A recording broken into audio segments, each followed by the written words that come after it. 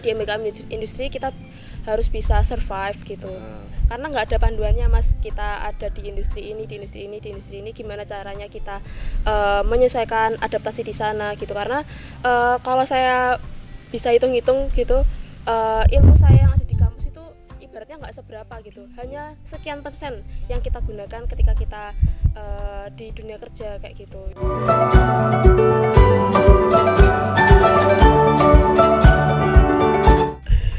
Oke, selamat datang semua kembali lagi di podcast tentang SKS. Tentunya akan membahas tentang kebingungan kalian yang masih bingung tentang perkuliahan, masih gak tahu harus ngapain dengan judul kalian yang masih mengejar dosen.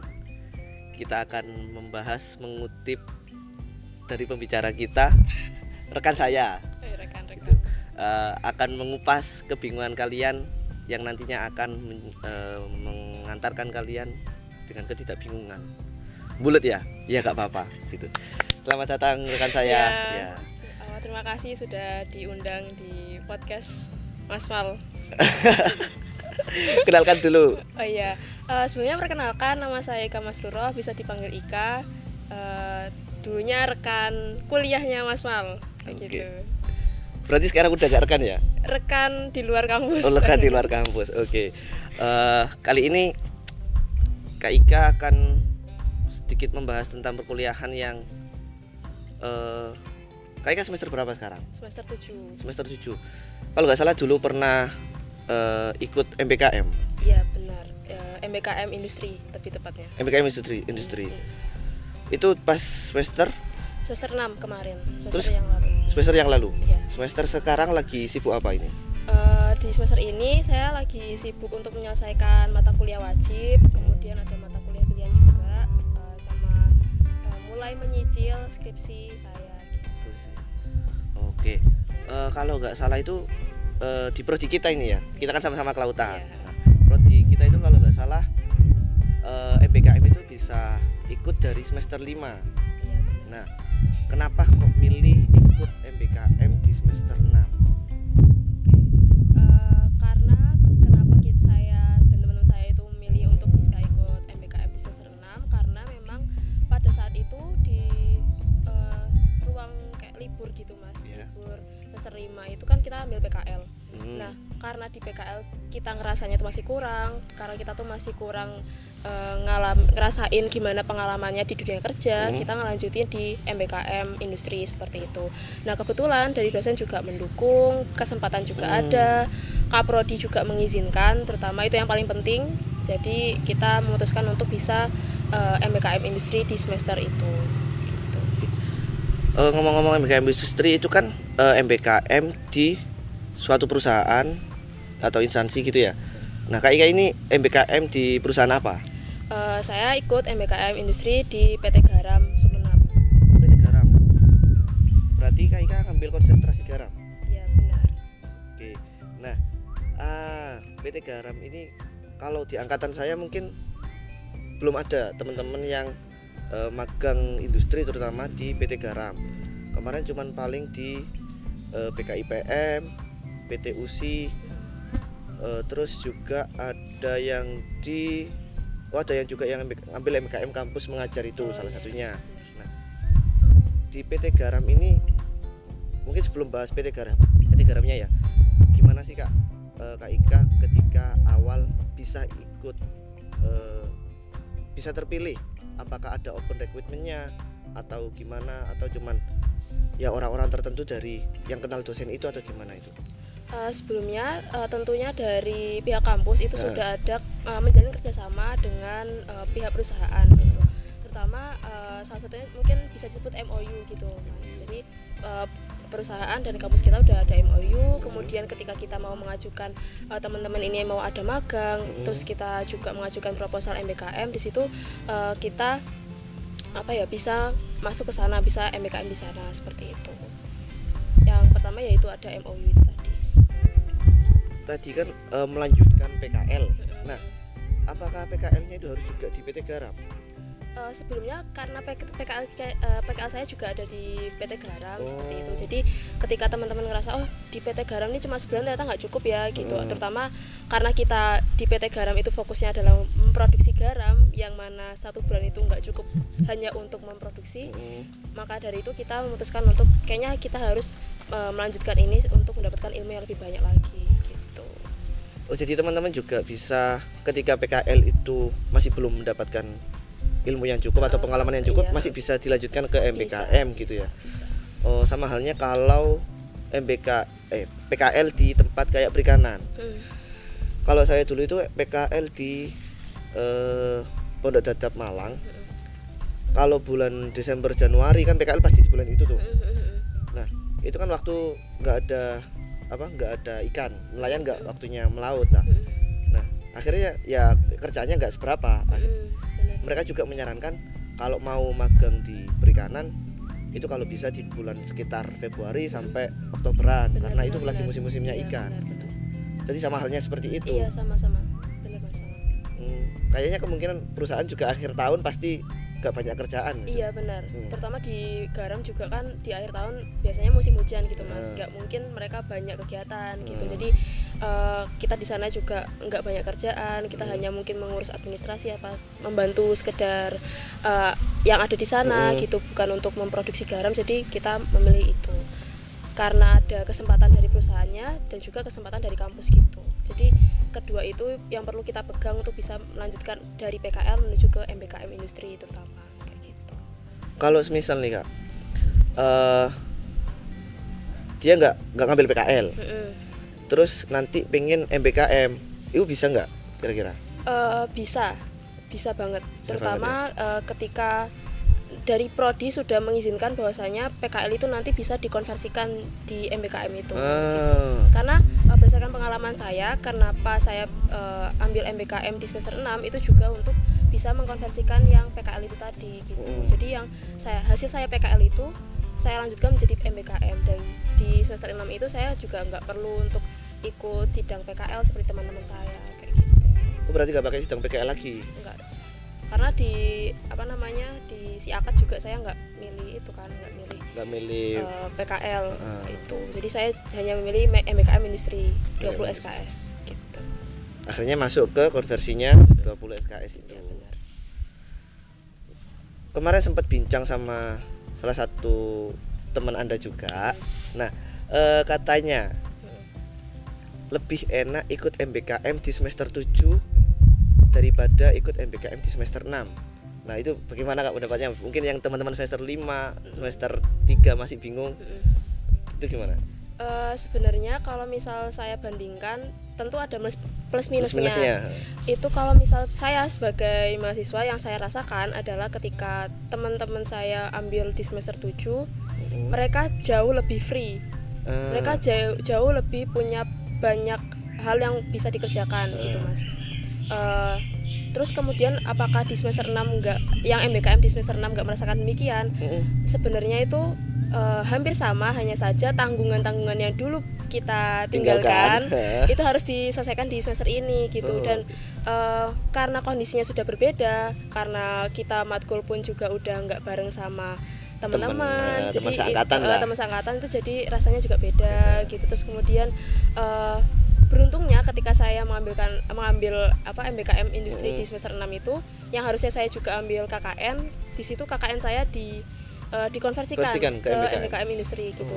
Nah, itu menurut saya sih jadi keuntungan ya buat saya gitu, ketika melihat teman-teman saya yang KKN itu kalau bisa cerita di sini juga, mereka mungkin bisa menghabiskan uang yang lebih besar gitu karena ikut KKN gitu. KKN menghabiskan uang berarti ya? Iya, jadi kan ketika saya ngekat KKN ibaratnya, itu saya juga wah ini keberuntungan banget buat saya gitu, karena saya ambil MBKM di semester 6 gitu. Karena itu kalau saya lihat teman-teman saya di semester 6 kemarin, mereka juga harus ngurus PKL, KKN.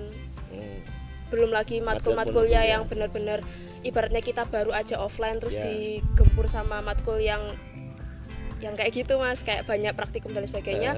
Tentu itu benar-benar mengejutkan secara finansial dan juga mental sih gitu. Oke, tapi berarti ketika ngambil di semester 6 sekarang masih sibuk berarti? Masih bisa sibuk. dibilang sibuk. Sibuk banget.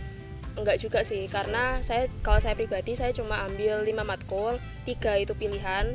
Kalau menurut saya sih pilihan nggak begitu berat ya Mas, soalnya kita juga dari dalam konsentrasi aja gitu, nggak begitu yang hektik seperti matkul wajib. Gitu. Apalagi matkul wajibnya pemetaan dan AMDAL. Waduh, AMDAL yang berat ya? Iya, AMDAL berat. Ya. Oke. Mungkin di sini teman-teman juga bingung terkait benefitnya MBKM itu apa sih? Terutama MBKM industri ya. Kalau yang MBKM riset mungkin nanti bisa jadi pembeda. Kita bahas dulu MBKM industri, gimana benefitnya nanti bisa dipetakan. Gimana itu Kak? Perbedaan keuntungannya saya rasakan untuk MBKM industri adalah yang pertama, untuk saya pribadi secara personal saya itu bukan orang yang mudah untuk bisa berbaur sama orang yang ibaratnya tingkatannya jauh lebih dari saya gitu. Mulai dari umur, jabatan itu saya ngerasa nggak mudah gitu. Apalagi punya latar belakang ibaratnya pendidikan, maaf, itu berbeda dengan saya, itu kadang saya sulit gitu Mas. Tapi dengan MBKM industri ini saya merasa ditantang untuk bisa berbaur dengan mereka, memahami pola pikir mereka gitu. Terutama di dunia pekerjaan ya, itu benar-benar ngaruh ke kita gitu. Di MBKM industri kita harus bisa survive gitu.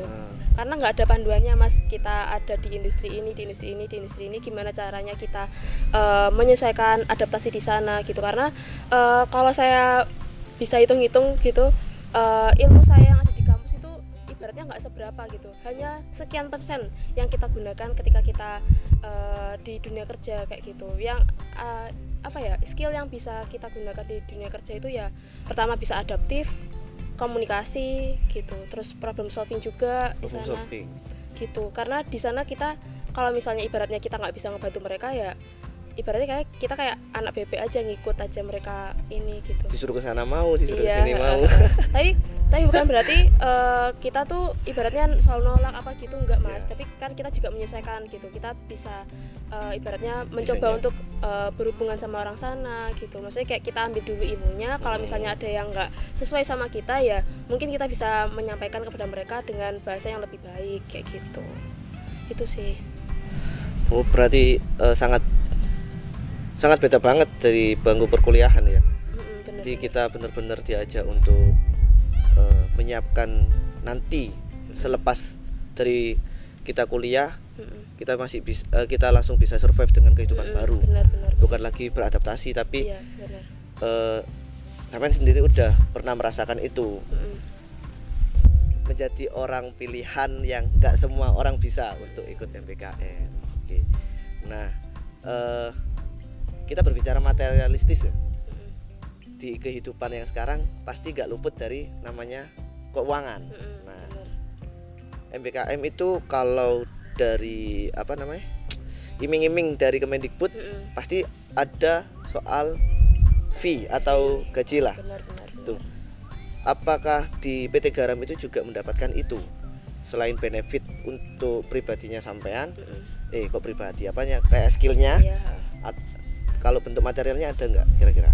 Kalau berdasarkan fee yang dimaksud yang banyak orang dapatkan ketika mengikuti MBKM, itu kita nggak dapat Mas, karena kita mendapatkan rekomendasi dari pihak kampus gitu. Kita nggak mendaftarkan di pusat di Kemendikbud gitu. Itu sih yang bisa jadi masukan buat teman-teman. Mungkin teman-teman mau ikut MBKM dan pengen dibayar, mungkin bisa lewat jalur pusat gitu ya, bukan jalur prodi kayak gitu. Kita nggak dapat fee itu sih. Cuman kalau di PT Garam untuk teman-teman magang itu mereka dapat fasilitas, misalnya fasilitas kayak Wisma kayak gitu Mas gitu. Terus kemudian kalau misalnya PT Garam itu ada kegiatan atau apa di sana kan ada kayak ibaratnya event. Ada event, terus itu di situ ya mestinya ada ini nggak sih, makanan itu mesti nanti kita dapat lemparan gitu. Apalagi kita kan deket gitu Wisma sama kantor, jadi kita selalu dapat lemparan itu sih. Gitu. Kalau misalnya secara finansial yang teman-teman maksud fee itu nggak ada sih Mas gitu. Saya pernah lihat di media sosial itu banyak banget perusahaan-perusahaan yang buka magang sendiri, magang industri gitu. Nah, apakah itu sama dengan yang dibuka oleh Kemendikbud? Jadi kan Kemendikbud kan ada yang dalam satuannya Kemendikbud, ada yang perusahaan itu ngadain sendiri. Itu sama nggak kira-kira nggak? Mungkin teman-teman masih banyak yang bingung juga itu. Masalah sama atau tidaknya saya mungkin kurang tahu ya Mas ya. Tapi yang bisa menjadi poin adalah ketika kalau misalnya berdasarkan finansial tadi yang masalah fee itu, biasanya kalau misalnya secara bayaran, kalau yang daftar di pusat mereka akan dapat bayaran dari pusat. Kalau misalnya yang di perusahaan ya tentunya mereka mendapatkan apapun itu, dapat fasilitas bayaran itu juga dari perusahaan gitu. Apakah itu sama? Saya sih masih sejauh ini masih belum tahu sih Mas kayak gitu. Oh, berarti kalau yang ikut Kemendikbud bukan dibayar oleh perusahaan yang naungannya Kemendikbud tapi oleh Kemendikbudnya? Ya, setahu saya sih kayak gitu. Oh. Mungkin ini bisa dikoreksi juga sih ya. Mungkin teman-teman mungkin saya ada kekeliruan informasi, mungkin bisa dikoreksi sih. Setahu saya sih sejauh ini kayak gitu. Apa yang berat dari MBKM Industri? Berat dari MBKM Industri. Ya. Apa ya Mas? Lebih ini sih, ketika sejauh ini kita ibaratnya hidupnya senang-senang sama teman, ngerjain tugas bareng teman, tapi di MBKM Industri itu kita nggak bisa banyak berkeluh kesah gitu, terutama kalau misalnya kita dapat rekan kerja di kantor gitu yang nggak bisa memahami kita, atau begitupun juga sebaliknya kayak gitu. Itu sih yang berat dan bisa bikin apa ya, tertekan sih Mas kalau misalnya kita nggak bisa memahami ini maunya perusahaan gimana kayak gitu. Kita ngerjain ini salah kayak gitu Mas. Itu sih yang jadi poin apa ya, poin kita untuk bisa survive sih, yang harus kita sadari bahwa oh gini nih rasanya masuk ke dunia kerja gitu sih. Kalau ngomong dunia kerja itu ada namanya evaluasi kerja pastinya kan? Benar. Apakah anak magang itu juga ikut dievaluasi? Mungkin teman-teman berpikirnya saya takut ikut magang industri karena takut nanti kena evaluasi karena saya masih belum tahu apa-apa ini gitu. Gimana itu? Kalau misalnya evaluasi dari kantornya, sejauh saya magang itu saya nggak pernah diajak sih Mas, nggak pernah diajak untuk rapat itu kan ibaratnya internal mereka gitu. Tapi kalau misalnya mengevaluasi kita sebagai anak magang itu kalau dari saya sih ada gitu. Ketika saya mau pamitan itu mereka minta evaluasi gitu. Kira-kira di sini tuh gimana nge-treat kalian gitu. Terus dari situ kita menyampaikan gimana sih perlakuan mereka, gimana sih kinerja mereka. Selaku saya di sini adalah ibaratnya orang yang punya dasar apa yang mereka kerjakan. Di sini saya konsentrasi garam, terus mereka PT Garam gitu. Saya ada relate gitu loh. Itu mereka minta evaluasi itu. Nah, selebihnya apakah kita dievaluasi? Kita dievaluasi juga sih gitu. Maksudnya kayak bukan evaluasi lebih tepatnya, kayak lebih nitip ke kita supaya bisa ngajak teman-teman, bisa ikut magang kayak gitu, dan apa sih yang perlu dipersiapkan gitu. Berarti sebenarnya mereka juga membutuhkan tenaga mahasiswa yang ingin magang itu membuka aware banget lah. Aware banget. Ini tadi berbicara tentang evaluasi, itu pasti salah satunya tentang sering tidak masuknya kalau bicara di dunia kerja yang pernah saya dengar sih, karena si karyawan itu jarang masuk gitu lah. Nah, kita yang di dunia perkuliahan jarang masuk itu biasanya teman-teman mahasiswa kan juga gitu lah. Kalau misal mau izin atau apa, itu apakah bisa sih gitu? Mungkin sebelum ke situ, kalau di PT Garam sendiri 1 minggu itu berapa hari kerja? Untuk secara formalnya PT Garam itu kerjanya dari hari Senin sampai Jumat. Senin sampai Jumat. Cuman lain cerita kalau misalnya kita ada di divisi yang berbeda gitu Mas. Kalau misalnya divisinya ada di pekerjaannya ada di kantor kayak gitu, itu ya kerjanya cukup hari Senin sampai Jumat. Tapi kalau misalnya kita di lapang perlu ada perbaikan yang bahkan lebih dari 24 jam, tentu untuk hari Sabtu dan Minggu itu bukan jadi hari libur, tetap hari kerja kayak gitu. Hari kerja? Oh, berarti bisa juga liburan kita diambil untuk bekerja lagi. Bahkan dari pengalaman di para pekerja, terutama pekerja yang pekerja lepas gitu, itu mereka juga bekerja hingga larut malam gitu Mas. Wow. Sesuai dengan pekerjaannya itu gitu. Misalnya perbaikan galangan gitu. Ya itu memperbaiki itu sampai selesai gitu. Tapi itu hitungannya kan tetap masuk lembur. Gitu. Lembur. Oke. Tapi kalau semisal buat anak magang ini, pasti yang dipikirkan teman-teman itu kan kalau semisal PT Garam terus rumahnya dia di daerah Surabaya ataupun yang agak jauhan dikit di mana lah Malang. Nah, terus dia mau izin ketika di hari weekday. Itu apakah diperbolehkan atau gimana gitu? Itu diperbolehkan sih, terutama kita mungkin hanya bisa izin ke pembimbing lapang atau manajer kayak gitu, manajer di instansi tersebut. Ya, manajer untuk divisi tersebut gitu. Misalnya saya nih di divisi teknik, saya izin ke pembimbing lapang saya, kemudian izin ke manajer teknik. Gitu. Batasan izin selama MBKM itu berapa? MBKM itu kan 4 bulan ya, 4 bulan. Nah, selama 4 bulan itu berapa kali izin? Apa ada batasannya atau namanya teman-teman magang ya gak masalah lah kalau memang lebih dari batasannya perusahaan atau gimana? Atau tetap ada batasan? Kalau di saya sih itu ibaratnya kayak perjanjian gitu ya, sama saya perjanjian secara nggak tertulis atau ya nggak formal gitu sama pembimbing lapang gitu. Kalau bahwasanya di situ saya izinnya mungkin hanya 3 sampai seminggu sih gitu. 3 hari sampai 7 hari kayak gitu. Dalam 1 bulannya boleh ngambil 1 minggu? Itu lebih tepatnya balik ke pribadi masing-masing ya teman-teman gitu. Saya juga lupa sih apakah di MBKM itu ada batasan untuk izin kayak gitu. Cuman di situ ya balik lagi, kita kan di situ meskipun kita di luar kampus, hitungannya kan kuliah gitu Mas. Kalau misalnya kita membuang-buang waktu untuk hal-hal yang sebenarnya tidak perlu, kenapa kita nggak memanfaatkannya untuk hal yang lebih baik kayak gitu? Kan sayang gitu, kita dapat kesempatan MBKM, terus kemudian kita nggak memanfaatkannya dengan baik gitu. Karena terutama di pekerjaan gitu kan, menurut saya sih di dunia kerja tuh bukan kegiatannya sehari-hari itu nggak bisa ditentukan kayak di kuliah gitu. Mungkin di kuliah ada kita ada matkul yang udah ada jamnya, udah ada jadwalnya lah, misalnya mulai jam 8 jam 10 selesai gitu. Tapi kalau kerja kan enggak gitu Mas. Mungkin nanti ada rapat gitu, rapatnya bisa lebih dari jam yang ditentukan mungkin, terus kemudian ada pertemuan atau ada tamu. Itu kan di luar kadang itu di luar agenda gitu. Kalau misalnya kita meninggalkan 1 hari itu rasanya kayak ada yang sayang gitu, takut tertinggal kayak gitu. Sayang aja sih kalau misalnya kita misalnya jatahnya 7 hari terus kita bener-bener mentokin itu sayang sih. Apalagi kalau misalnya kita meninggalkan magang itu hanya untuk kegiatan yang kurang bermanfaat. Oke. Teman-teman juga jangan lupa kalau magang itu kita juga membawa nama kampus. Benar Jadi banget. salah satunya juga harus menjaga nama baik kampus itu.